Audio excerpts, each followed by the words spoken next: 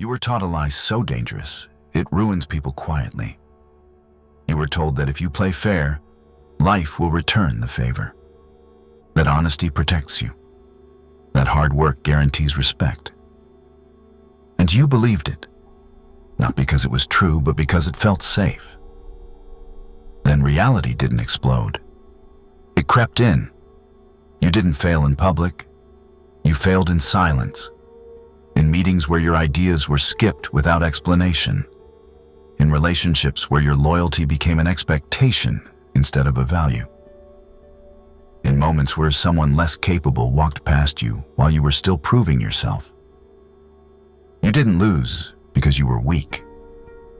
You lost because you followed rules no one else was playing by. Think about the last time you trusted someone fully. You assumed good intentions because that's how your mind works. While you were being open, they were being strategic. While you were transparent, they were calculating leverage. When things collapsed, you were shocked. They weren't. Betrayal rarely comes from enemies. It comes from people who watched how much you gave and learned how to take it. Look at your work life. You arrive early, you stay late. You fix problems that were never yours. And the promotion goes to the quiet coworker who knows when to speak and when to vanish. They didn't outwork you. They outread the room. Effort felt honorable. Awareness would have changed everything. And then there's your honesty. You explain yourself. You show emotion. You think clarity builds trust. Instead, people start predicting you, managing you, using you. In relationships, your love becomes leverage. In business, your transparency becomes weakness. You give more, hoping balance will come. It never does. Here's the truth no one prepared you for. Fairness is a moral idea, not a survival strategy. The world doesn't reward effort, it rewards awareness. This isn't about becoming cruel, it's about waking up. Because once you understand how power actually moves, you stop being surprised by outcomes that keep hurting you. Let's say the quiet part out loud. Most people aren't destroyed by bad luck. They're destroyed by beliefs that no longer work. Beliefs they keep defending long after reality has moved on. If the way you understand people is wrong, then every decision you make based on that belief quietly sabotages you. That's why what you just heard hurts, because it forces you to question rules you were told would keep you safe. This is exactly where Machiavelli enters. Not as a villain and not as a teacher of cruelty, but as someone who refused to lie about human behavior. Machiavelli didn't study monsters. He studied ordinary people when power was on the table. Friends negotiating advantage. Leaders protecting status. Loyal faces changing the moment incentives changed. He never told people to be evil. He revealed something far more uncomfortable. That kindness without awareness is not virtue. It's exposure. That honesty without strategy doesn't make you trustworthy. It makes you predictable. And predictability is a resource other people know how to extract. This video exists because most people are losing without knowing why. They keep being shocked by betrayals that were foreseeable. They keep reacting emotionally while others are positioning quietly. They keep explaining themselves while others are watching patterns and timing moves. The goal here is not to make you cold or manipulative. It's to make you awake, to move you from reacting after damage is done to recognizing pressure before it's applied, to stop confusing good intentions with protection and effort with power. Power doesn't announce itself, it doesn't ask permission, and it doesn't reward purity. It rewards perception. And the moment you understand that, you stop playing life like someone hoping to be treated fairly and start moving like someone who sees how the game actually works. What you're about to hear isn't meant to comfort you. These 9 lessons exist to explain why some people keep winning quietly, while others keep losing loudly, even when they work harder and care more.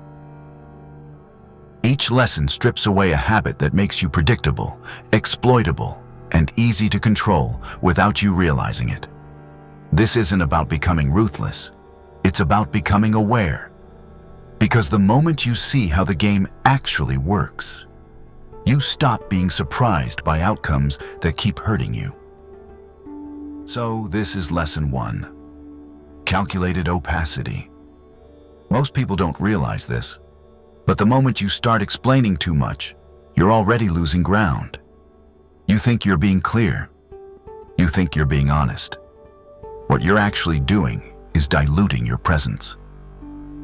Every extra detail you give, every unnecessary explanation, every emotional justification quietly drains your leverage. You speak to be understood, but the result is often the opposite. You become predictable, easy to read, easy to manage. In meetings, the person who talks the most is rarely the one with the most power. It's the one who speaks last, or not at all, that people watch. The same rule applies everywhere. At work, in relationships, even in casual conversations. You explain your choices hoping for approval. Others reveal just enough and let silence do the work. This isn't about lying, it's about restraint. Calculated opacity means you never give the full picture unless there's a reason to. Because information is currency, and spending it all at once makes you poor. Think about a simple question like, what are you doing this weekend? The weak answer is a full itinerary. Where you're going, who you're seeing, why it matters. It feels friendly, but it makes you forgettable. The stronger answer is simple. I've got something important to handle. Then you stop. No apology, no follow-up. That pause creates curiosity. Curiosity creates interest. Interest creates respect, and respect creates influence. People lean toward what they don't fully understand. Mystery creates gravity. This is why the most influential people are rarely the most transparent. They reveal in layers. They let others fill in the gaps, and those assumptions often work in their favor. When you over-explain, you remove imagination from the equation. You turn yourself into a known quantity, and known quantities are easy to undervalue. In relationships, oversharing too early removes tension and polarity. In business, explaining your motives hands others the roadmap to negotiate against you. In leadership, constant clarity weakens authority. Calculated opacity doesn't make you cold, it makes you deliberate. You choose what to reveal, when to reveal it, and to whom. You don't speak to relieve anxiety, you speak to create direction. Remember this. Information is currency. Spend it slowly. Because the less you rush to explain yourself, the more people assume there's something worth paying attention to. And this brings us to lesson 2. Adaptive persona. Most people don't get rejected for being wrong. They get rejected for being unreadable. They walk into every room with the same tone, the same language, the same way of presenting themselves. And then they're confused when the room doesn't respond. They call it being authentic. In reality, it's being inflexible. The world doesn't punish honesty, it punishes people who refuse to adjust. Adaptive persona is not about pretending to be someone else. It's about choosing which part of you goes first. Think about how decisions are actually made. Your boss isn't listening for your feelings, they're listening for outcomes. Your close friends aren't evaluating your efficiency, they're responding to emotion. An investor isn't buying your personality, they're buying your vision of the future. Same human, different filters. When you ignore those filters and insist on showing up the same way everywhere, you force people to work harder to understand you.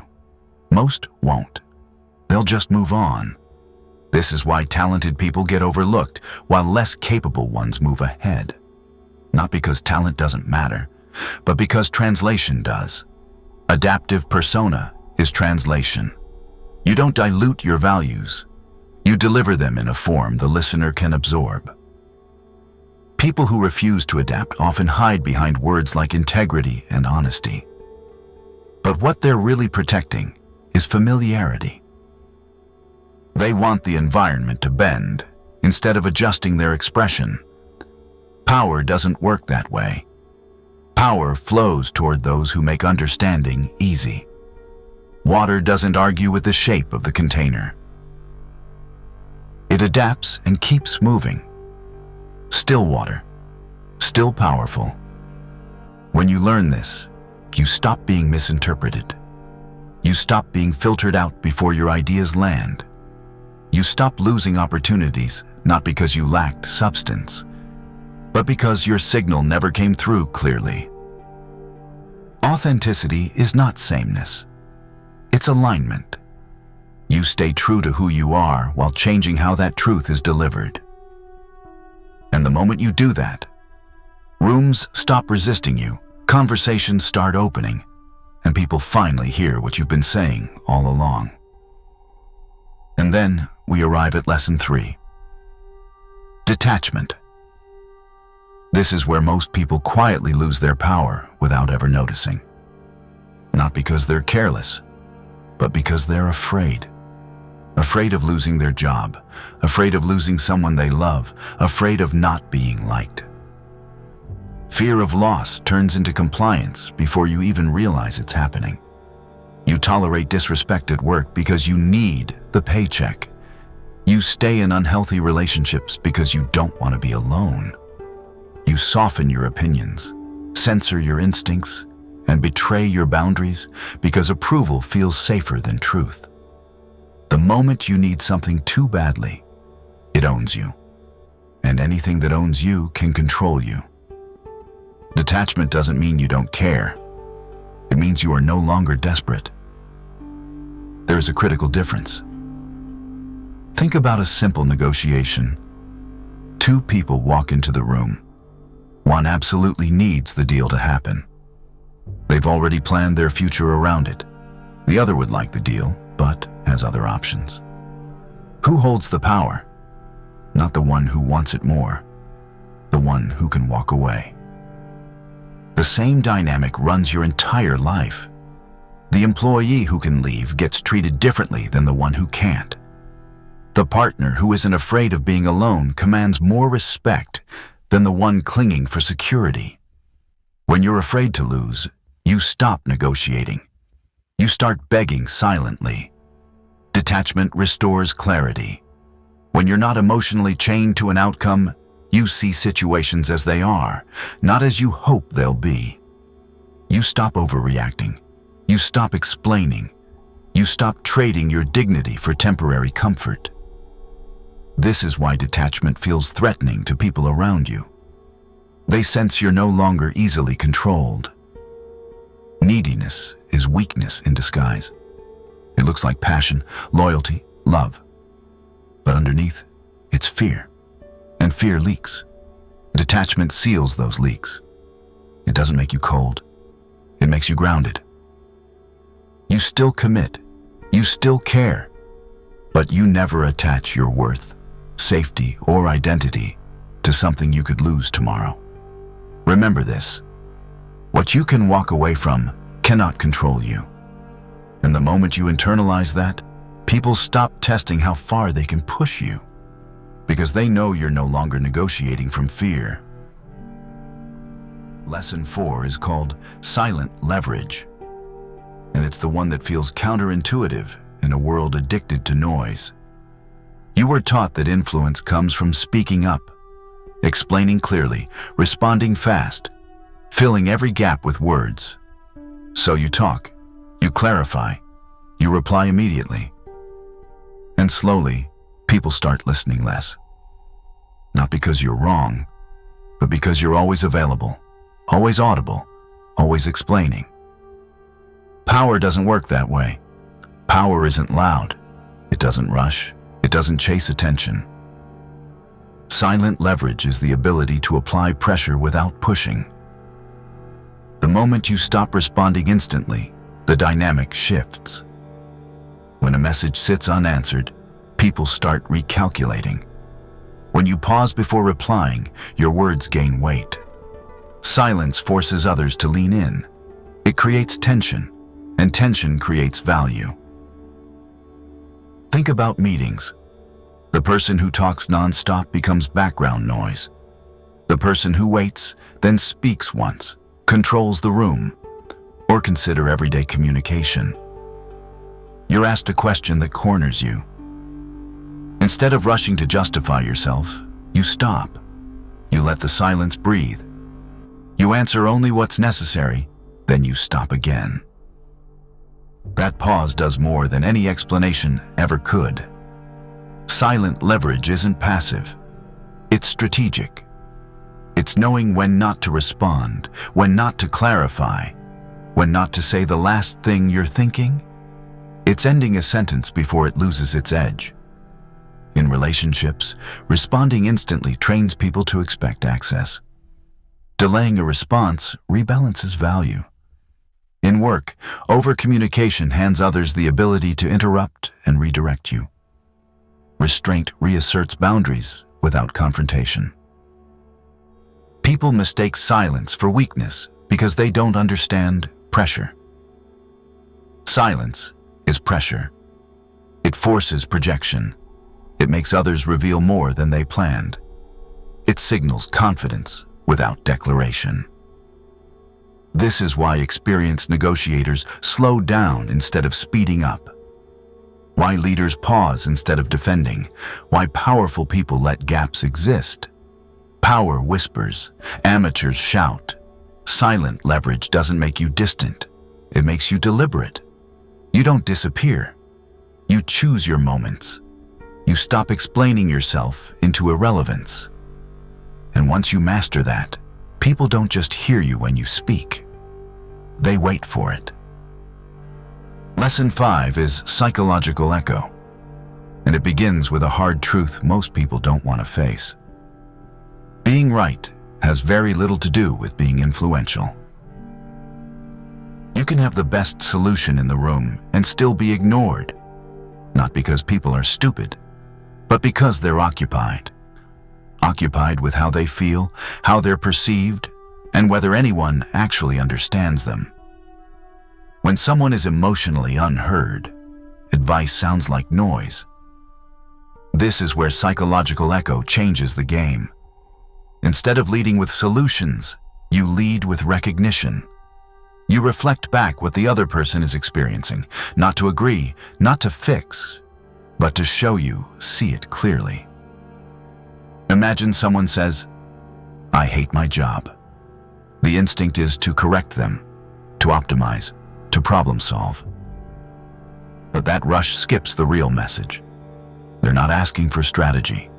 They're signaling frustration, exhaustion, maybe even feeling trapped or unvalued.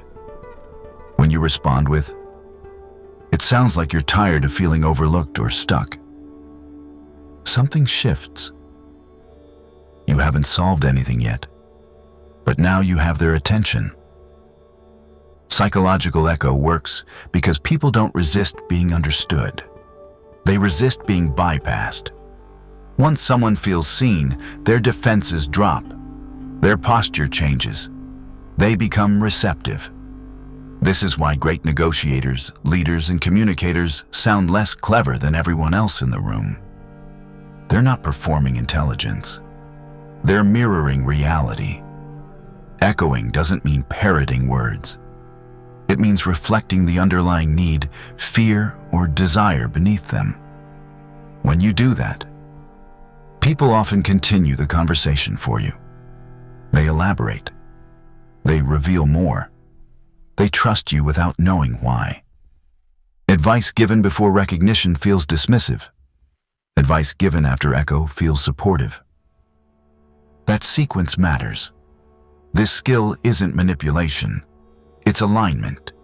You're meeting people where they are instead of dragging them where you think they should be. And once alignment is established, influence becomes effortless. People don't want advice. They want to feel seen. When you master psychological echo, you stop pushing messages uphill. You let people walk toward you because for the first time, they feel understood instead of corrected. Lesson 6. Ambiguous morality doesn't appear when things are going well. It appears the moment doing the right thing starts destroying what you're trying to protect. You did what you were told was right. You were patient when others were careless. You were fair when it cost you leverage. You gave second chances when it felt morally correct. And somehow, everything still got worse. Not because you lacked character, but because you confused intention with outcome. The real world doesn't reward purity. It rewards consequences. Ambiguous morality begins with accepting that reality isn't black and white. It's a series of trade-offs where every choice produces ripple effects. Sometimes the action that looks kind in the moment quietly destroys the system over time. Consider a team where one person consistently underperforms or poisons morale. The good response is tolerance, coaching, endless understanding. What follows is predictable. Standards drop, resentment builds. The strongest contributors disengage or leave. Removing that person feels cruel in the short term, but it protects the many. This is the part people avoid saying out loud. Sometimes kindness enables destruction. Ambiguous morality doesn't mean you abandon values. It means you stop using them as excuses to avoid difficult decisions. Instead of asking, "Does this make me look like a good person?" you ask, "What does this create 6 months from now?" That shift is uncomfortable because it invites criticism. People may say you've changed, that you've become cold, that you've lost your heart. In truth, you've stopped performing morality and started practicing responsibility. Leadership isn't about being liked. It's about preventing damage before it spreads. When you judge actions by outcomes instead of appearances, people stop coming to you for comfort and start coming to you for clarity. Ambiguous morality doesn't harden you. It sharpens your judgment. You still care deeply. You simply refuse to confuse being nice with being effective. Remember this. Sometimes kindness enables destruction. And once you understand that, you stop sacrificing results just to protect your self-image. Lesson 7 is called controlled exposure. And it starts with a mistake most people mistake for honesty. You share everything. Your skills, your plans, your process, your intentions. You think openness builds trust, so you reveal early and often.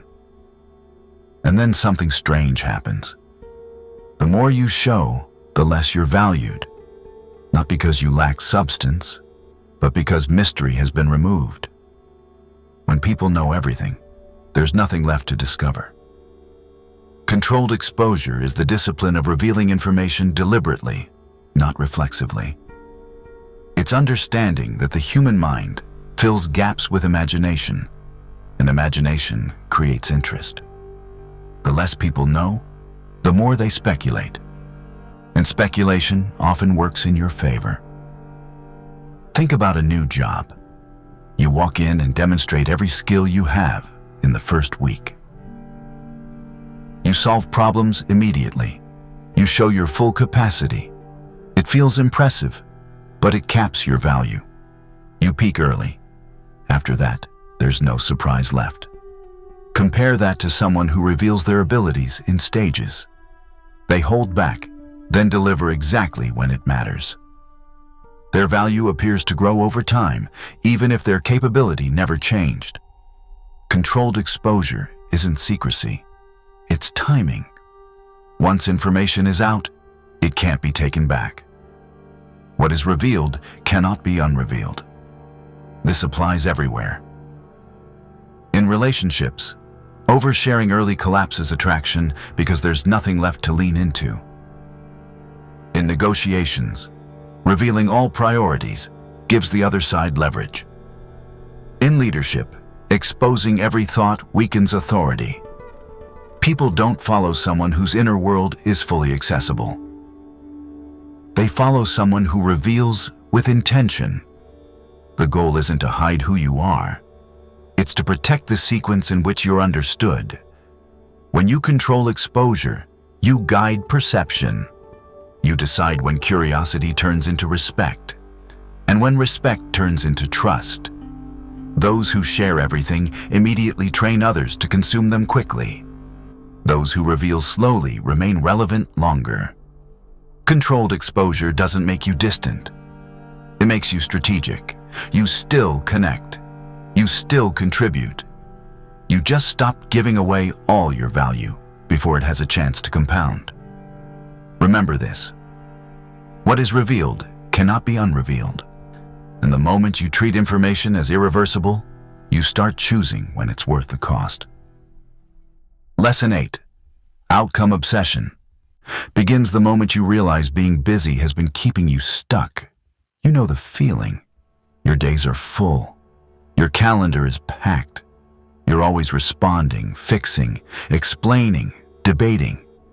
Yet weeks pass and nothing meaningful changes. Motion without movement, effort without elevation. That's because busyness is seductive. It feels productive while quietly avoiding the only question that matters. What result am I actually producing? Outcome obsession cuts through that fog. It doesn't care how hard you tried, how noble your intentions were, or how right your argument sounded. It only asks what changed because you acted. Most people chase correctness. They want to win debates, prove points, defend their logic. And they succeed.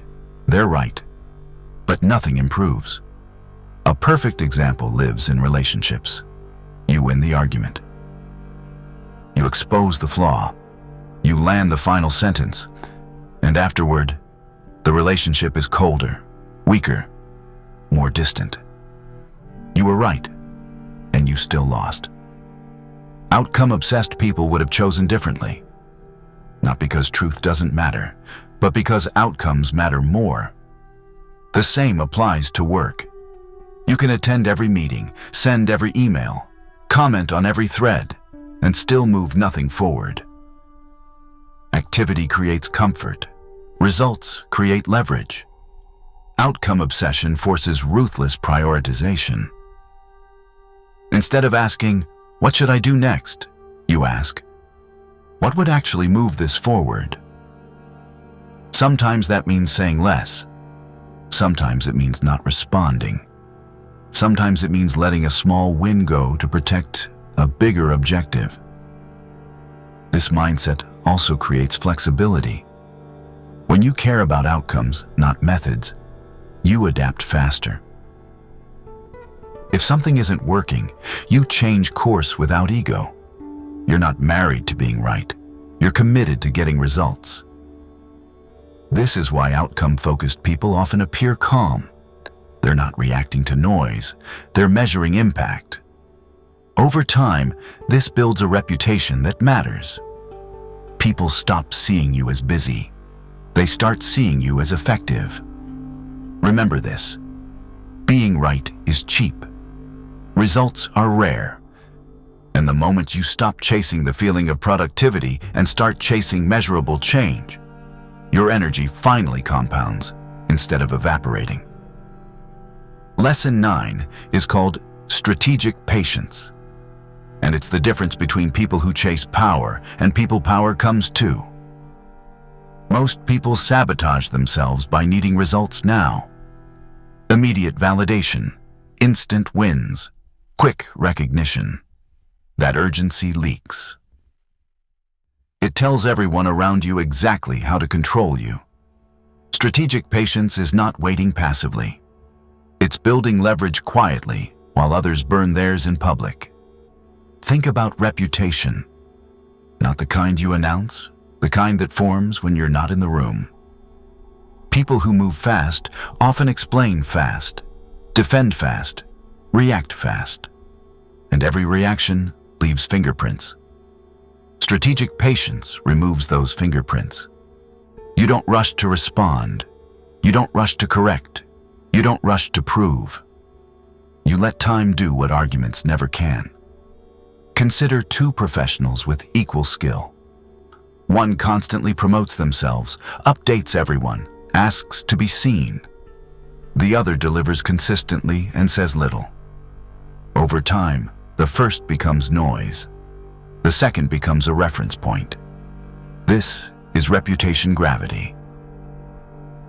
When your name pulls opportunities toward you without chasing them. Strategic patience also protects you from traps. When you wait, people reveal their motives, their patterns, their weaknesses. Impatient people act on incomplete information. Patient people let the picture finish forming. This doesn't mean inaction. It means timing. Acting when the move compounds, not when emotion spikes. Power respects patience because patience signals surplus. You're not starving for attention, approval, or outcomes. You can afford to wait, and those who can afford to wait dictate tempo. Remember this: speed impresses amateurs. Timing controls outcomes. Strategic patience isn't slow, it's selective. And when you master it, you stop forcing doors open. They open because your presence has weight. These 9 lessons were never about turning you into someone cold, ruthless, or manipulative. They were about stripping away habits that made you predictable, exploitable, and easy to control. Calculated opacity taught you to stop giving away your leverage.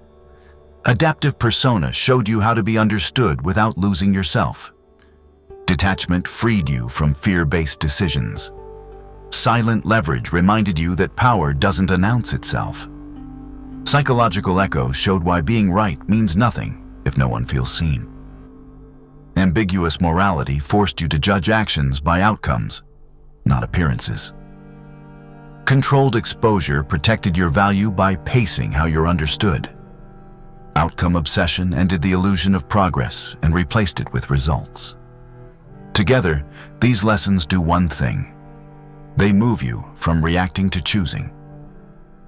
From being managed by emotions to directing them. From playing fair in a broken game to finally understanding how the game actually works. Let's be honest. If nothing changes after this video, it wasn't because the ideas were weak. It's because you chose comfort over courage. Knowing without acting is not intelligence. It's self-deception. The goal isn't power over others, it's power over yourself. And that power is brutal, because it exposes where you've been lying to yourself. So here's the challenge. And it's intentionally uncomfortable. Choose one lesson, not the one you liked, the one you wanted to reject, the one that made you feel called out. For the next 7 days, live it. No announcements, no explanations, no moral speeches, just behavior. Speak less where you used to over-explain. Detach where you used to beg silently. Reveal less where you used to overshare. Measure results where you used to count effort, then watch. Watch who suddenly feels threatened. Watch who respects you more without knowing why. Watch who loses their grip on you when fear stops driving your choices. Those reactions will tell you the truth faster than any book ever could.